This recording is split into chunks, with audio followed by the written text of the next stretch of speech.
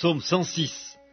Louez l'Éternel, car il est bon, car sa miséricorde durera toujours. Qui dira les hauts faits de l'Éternel?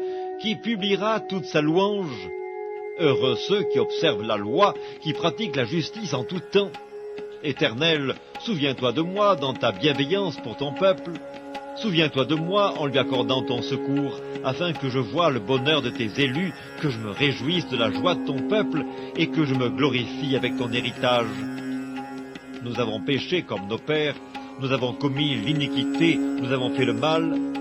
Nos pères en Égypte ne furent pas attentifs à tes miracles, ils ne se rappelèrent pas la multitude de tes grâces, ils furent rebelles près de la mer Rouge, mais il les sauva à cause de son nom, pour manifester sa puissance.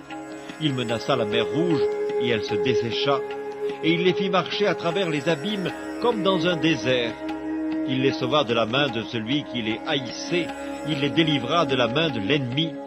Les eaux couvrirent leurs adversaires, il n'en resta pas un seul, et ils crurent à ses paroles, ils chantèrent ses louanges. Mais ils oublièrent bientôt ses œuvres, ils n'attendirent pas l'exécution de ses desseins. Ils furent saisis de convoitise dans le désert, et ils tentèrent Dieu dans la solitude.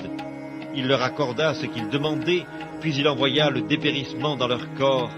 Ils se montrèrent dans le camp, jaloux contre Moïse, contre Aaron, le saint de l'Éternel. La terre s'ouvrit et engloutit Dathan, et elle se referma sur la troupe d'Abiram. Le feu embrasa leurs troupes, la flamme consuma les méchants. Ils firent un veau en Horeb, ils se prosternèrent devant une image de fonte, ils échangèrent leur gloire contre la figure d'un bœuf qui mange l'herbe. Ils oublièrent Dieu leur sauveur, qui avait fait de grandes choses en Égypte, des miracles dans le pays de Cam, des prodiges sur la mer Rouge, et il parla de les exterminer. Mais Moïse, son élu, se tint à la brèche devant lui pour détourner sa fureur et l'empêcher de les détruire. Ils méprisèrent le pays des délices, ils ne crurent pas à la parole de l'Éternel, ils murmurèrent dans leurs tentes, ils n'obéirent point à sa voix, et il leva la main pour jurer de les faire tomber dans le désert, de faire tomber leur postérité parmi les nations, et de les disperser au milieu des pays. Ils s'attachèrent à Baal-Péor et mangèrent des victimes sacrifiées aux morts. Ils irritèrent l'Éternel par leurs actions, et une plaie fit irruption parmi eux. Phinéas se leva pour intervenir, et la plaie s'arrêta. Cela lui fut imputé à justice, de génération en génération, pour toujours. Ils irritèrent l'Éternel près des eaux de Mériba, et Moïse fut puni à cause d'eux, car ils aigrirent son esprit, et il s'exprima légèrement des lèvres.